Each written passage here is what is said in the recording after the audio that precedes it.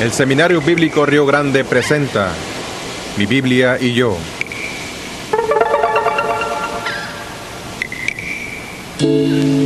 Le ofrecemos un análisis profundo de cómo estudiar la Biblia personalmente usando el método inductivo. El blanco de este estudio es guiarle hacia la madurez espiritual.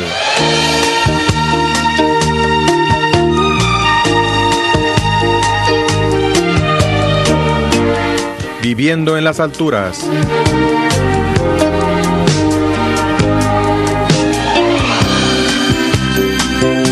Con usted, Wilson Campoverde.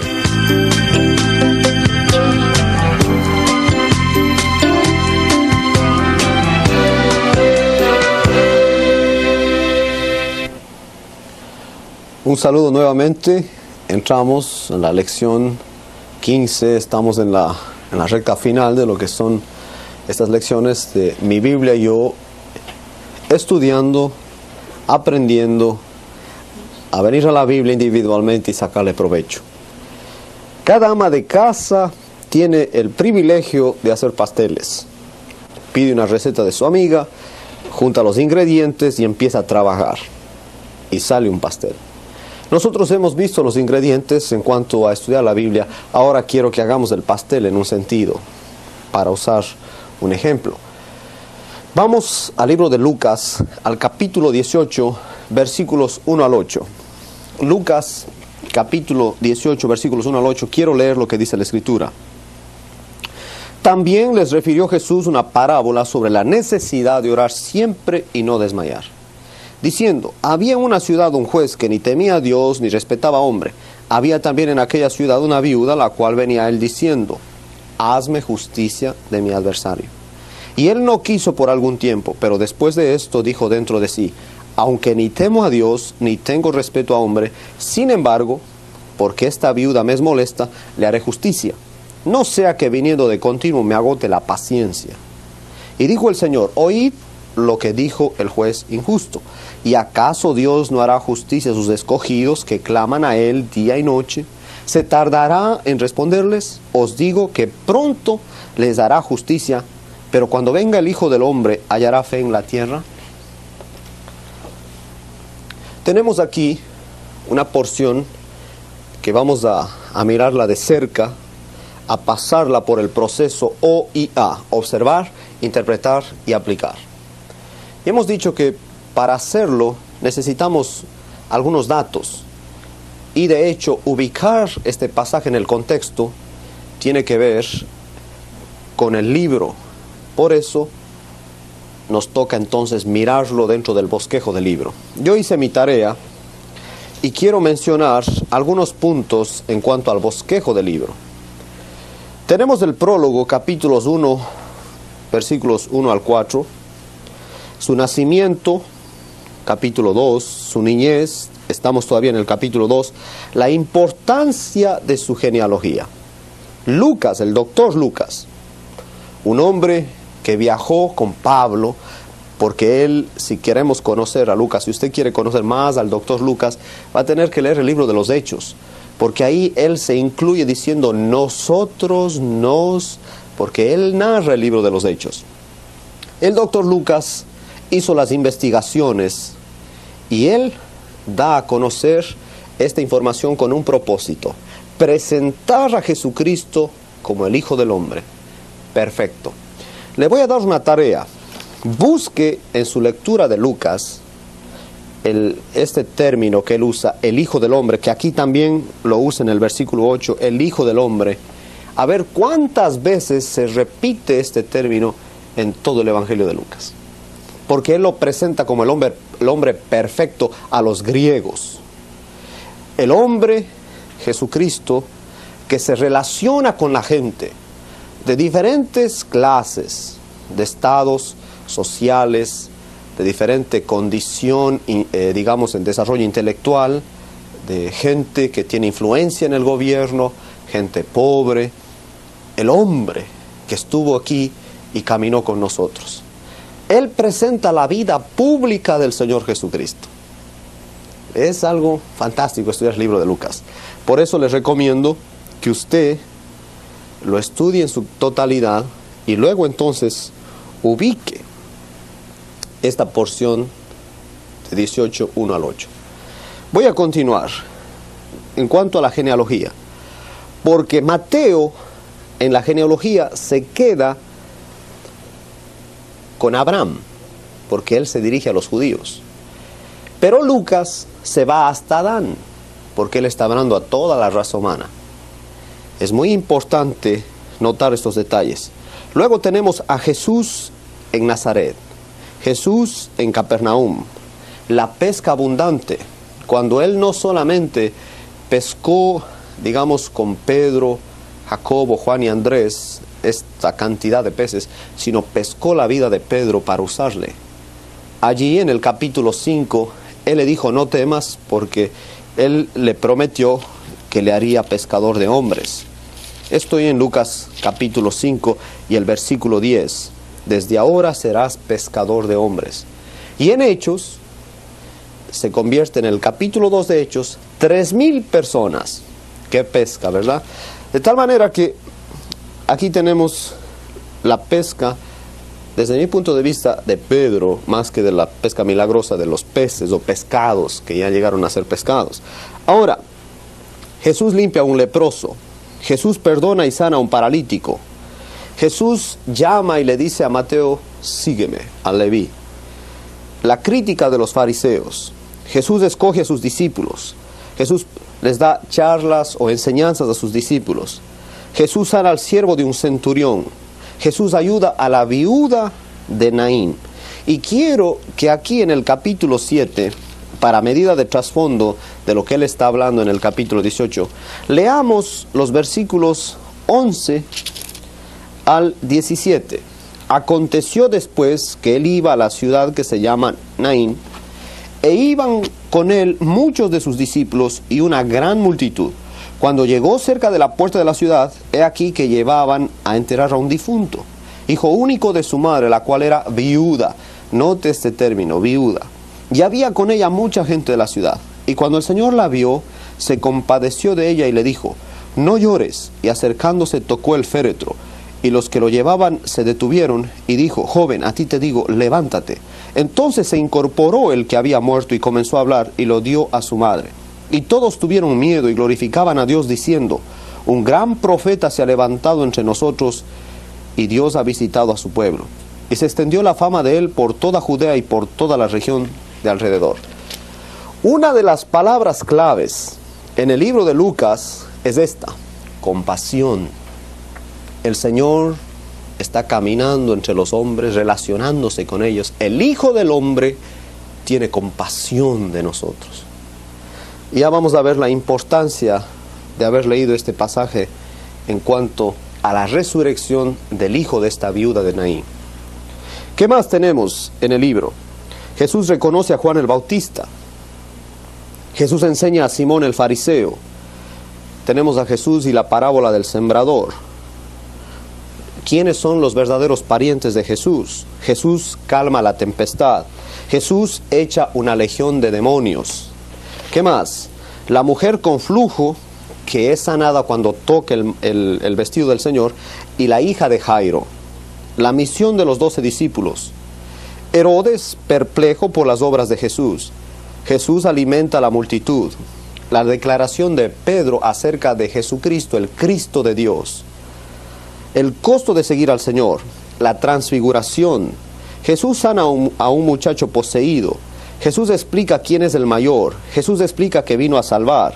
Jesús explica el poner la mano en el arado, lo que cuesta seguirle. La misión de los 70.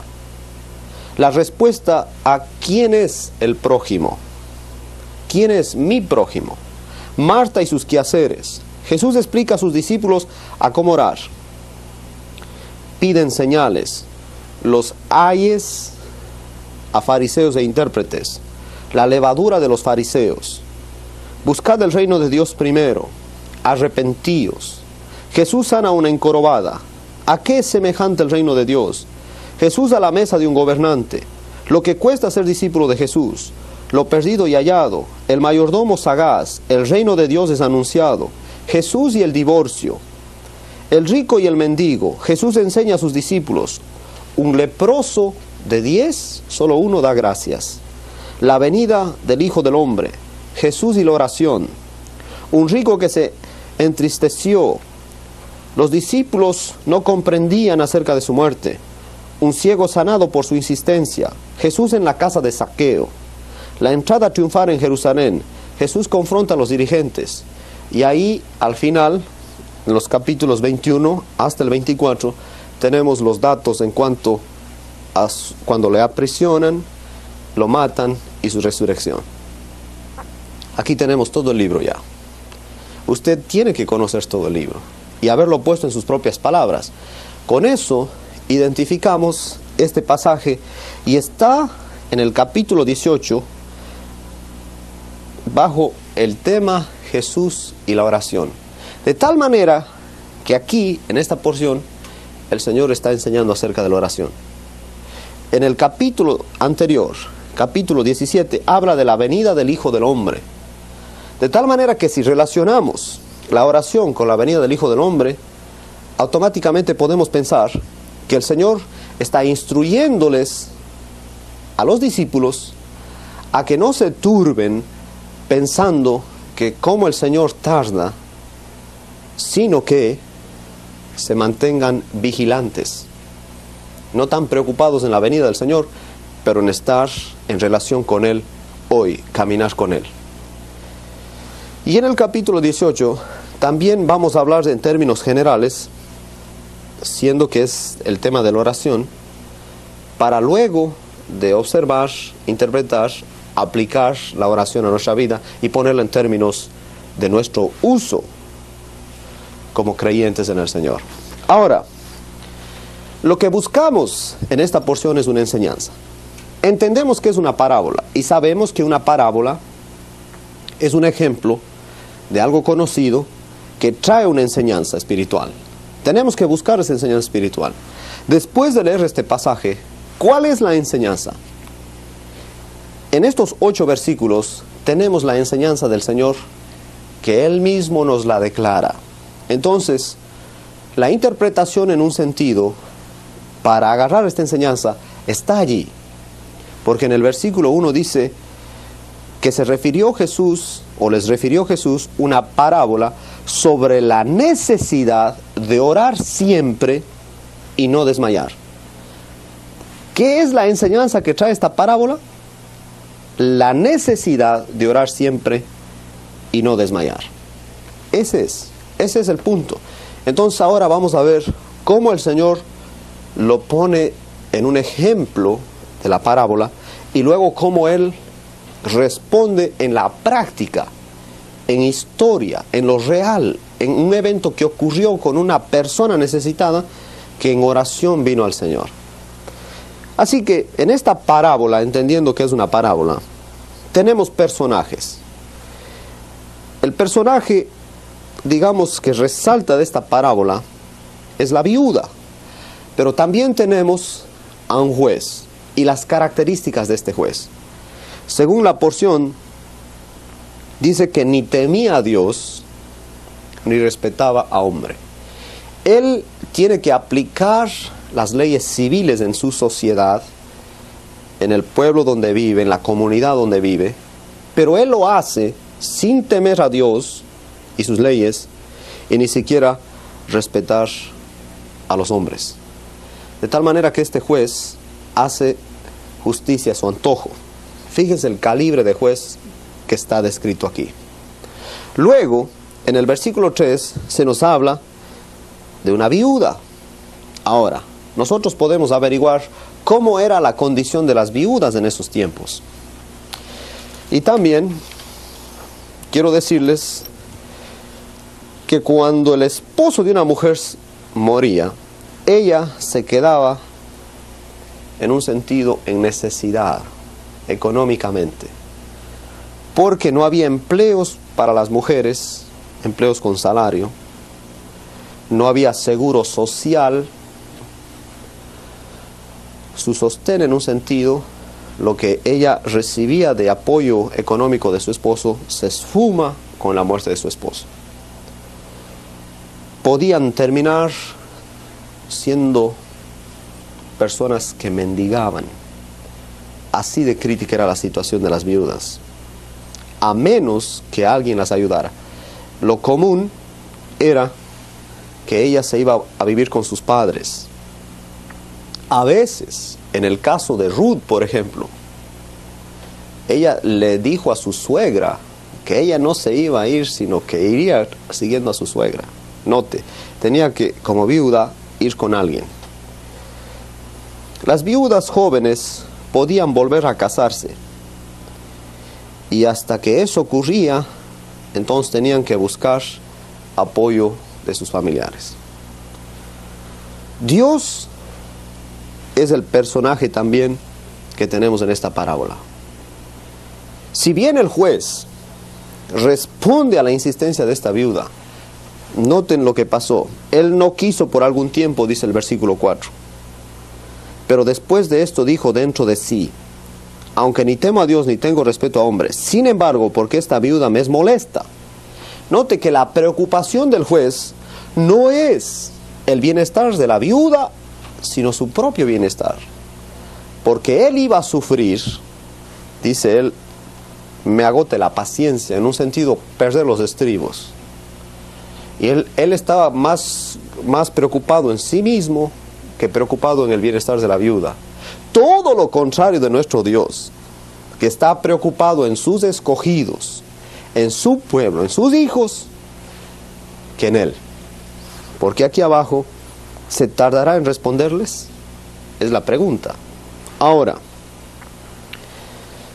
si bien el contexto se refiere a la segunda venida, podemos tomarlo también para nosotros. La enseñanza está de tal manera que luego de observar a la viuda, al juez y a Dios mismo, podemos ponerlo ahora en la práctica para aplicar.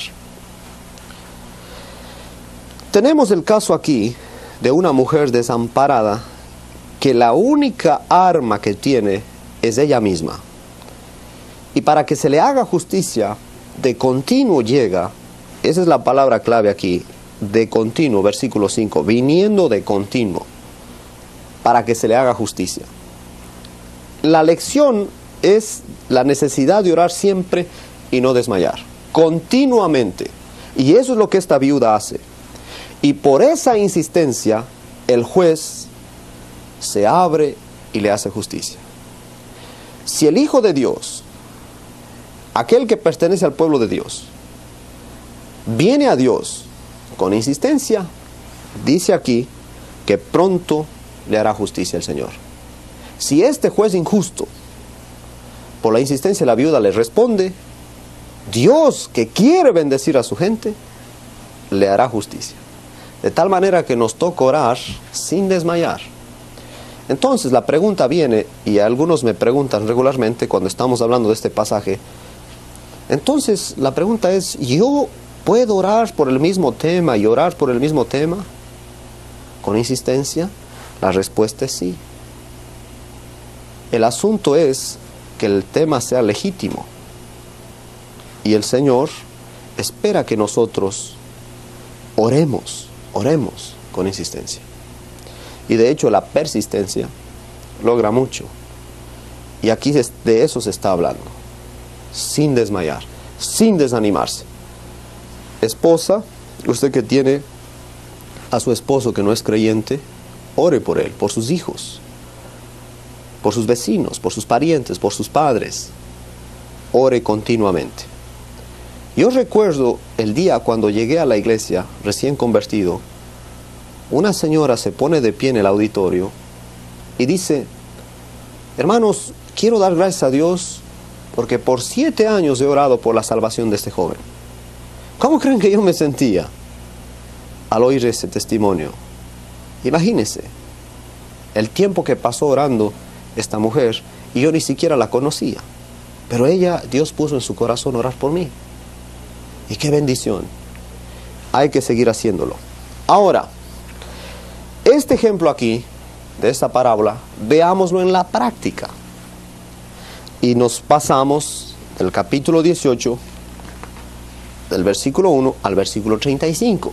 Y leemos: Aconteció que acercándose Jesús a Jericó, un ciego estaba sentado junto al camino, mendigando. Note que él es parecido a la viuda. La condición de las viudas también era un poco triste, a tal punto que el lamento de la viuda de Naín en el capítulo 7 que leímos es porque el único hijo, era su esperanza de que lo mantendría esta mujer, y se quedó sin esperanza cuando este joven murió, y el Señor por compasión le devuelve a su hijo. Qué lindo, ¿verdad? Qué lindo ver al Señor obrar en esa necesidad. Y aquí tenemos a alguien que también está desesperado porque es ciego. Bueno, ese es un punto.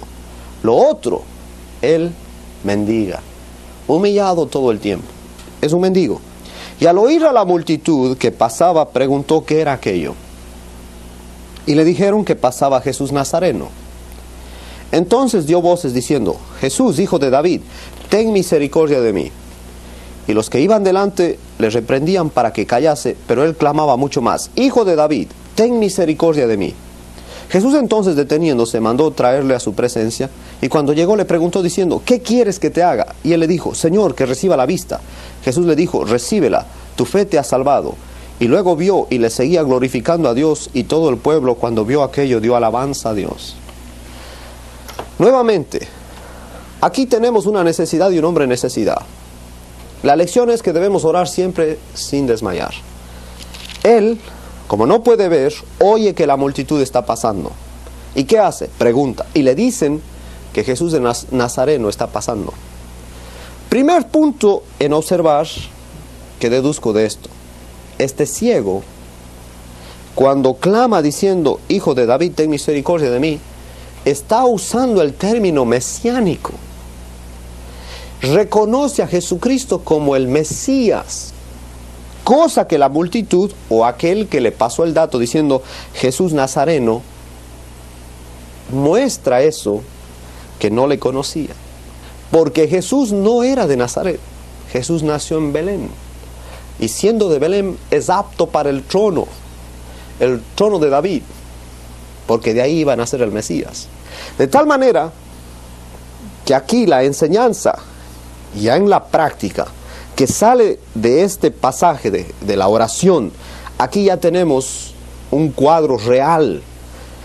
Primero, venimos a Dios reconociendo quién es Él. Tremendo, ¿verdad? Él es Dios. Entonces, Él se acerca a Jesús, hijo de David, al Mesías. Ese es el primer punto. El segundo punto, cuando la gente le dice: cállate, cállate, cállate, Él no calla, con insistencia, grita más fuerte todavía. ¿No dijo el Señor eso? Que de continuo, pues el que lo hace va a recibir la respuesta. Porque aquí está el ejemplo. Este ciego pudo haber dicho: bueno, soy mendigo, nadie me quiere, y además el Señor no tiene tiempo para mí. No. Él oyó eso y él hizo una decisión. Él no se va a ir hasta que me dé una audiencia, porque él está dirigiéndose al rey. Él está diciendo: Jesús, hijo de David, está dirigiéndose al rey y quiere una audiencia con el rey, y no se va a ir hasta que la tenga. Y el Señor, eso es lo maravilloso, hermano. Aquí está la prueba de la enseñanza del Señor. En el versículo 40, el Señor se detiene. Oiga, si usted tiene tiempo para orar, Dios tiene tiempo para oírle. Lindo, ¿verdad? Él se detiene y lo manda a traer. Eso en los pasajes paralelos.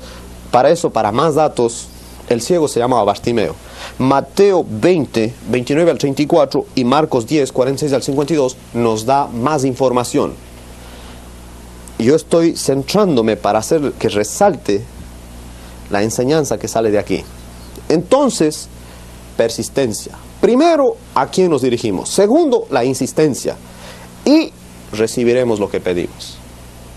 Y el Señor lo manda a traer, y ahí llega el ciego y está frente al Señor. Y el Señor le dirige palabras. Tú pediste una audiencia, la tienes. Ahora el Señor le dice: ¿qué quieres que te haga? Bueno, Yo y usted y cualquiera que estaba iba a decir, ay Señor, ¿acaso no es obvio? Ah, Señor, ¿qué pregunta haces? Bueno, ¿quién pone los límites de lo que va a pedir al Señor? ¿Qué está pidiendo? Él pudo haber dicho, Señor, soy ciego, no he comido, soy mendigo, quisiera que por favor me ayudaras con algo, un beneficio económico. Él sabe lo que dijo, Señor, que reciba la vista. Él fue directo, creía que Jesús podía hacerlo. Y Jesús le dijo, recíbela, tu fe te ha salvado. Entonces, venimos a Él reconociendo quién es Dios, con insistencia. El Señor nos da una audiencia y tenemos que ser claros en lo que estamos pidiendo. ¿Qué estamos pidiendo? Ahora, ¿cómo lo pongo yo en la práctica? Como misionero, trabajando en América Latina, pedí al Señor que me diera un vehículo. Y yo le decía, Señor, aunque sea un vehículo viejo, y recibí el vehículo viejo. Y más tiempo pasó en la mecánica que lo que yo usé. Cuando usted va a orar a Dios, tiene que ser específico. Y tiene que estar seguro que el Dios al que usted se acerca tiene todo poder. De tal manera que aquí hemos visto algo, como el Señor da la enseñanza y en la práctica Él dice, sí funciona si tú lo haces. Vamos a continuar en la próxima lección.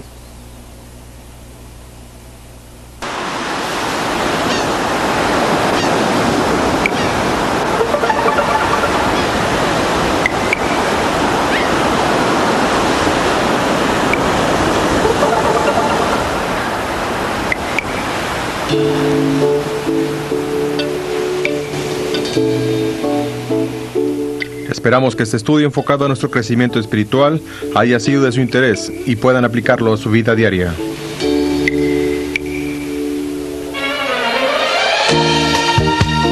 Les recordamos que antes de pasar a la siguiente lección, realicen los ejercicios que están en su manual.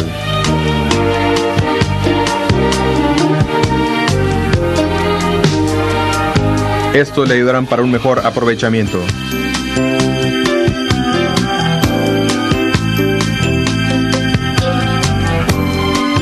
Hasta la próxima.